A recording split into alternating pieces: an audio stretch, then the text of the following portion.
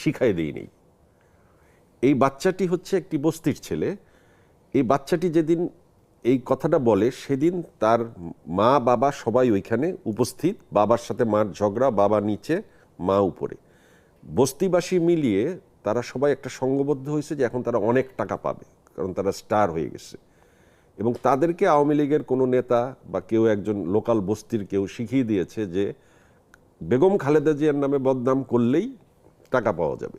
এটা তার বাবা বা তার কোনো লোক তাকে শিখিয়ে দিয়েছে, যে কারণে এই বাচ্চা এই কথাটা বলছে। এখন আমি কোথায় ভুল করছি যে কারণে আমি অনুতপ্ত? বাচ্চা বলছে ডাবল কোশ্চেন এই করাটা। পর্বটা আমি ডাবল কোশ্চেন তো করছি, আমি নিজেই অবাক হয়েছি যে এইটা কি উত্তর। আচ্ছা, এই পর্বটা যখন রেকর্ড হয়ে যায় তখন আমি আমার টিমের সাথে বলি যে এটা তো দেওয়া যাবে না। আমার তখন ইউটিউব হচ্ছে আমার একমাত্র আয়ের সোর্স, একদম। ওইটা 2017 সালের ঘটনা। তখনও আমি চ্যানেল আইতে 300 সেকেন্ড শুরু করি নেই। একমাত্র ইউটিউব দিয়ে আমি সারভাইভ করি। আমার যারা ক্যামেরাম্যান এবং যে আমার সাথে যারা কাজ করছিল তারা বলে যে জয় ভাই, এই কন্টেন্ট মানুষ দেখবে কেন যদি এই কথা না থাকে, মানুষ দেখা দিয়ে কথা।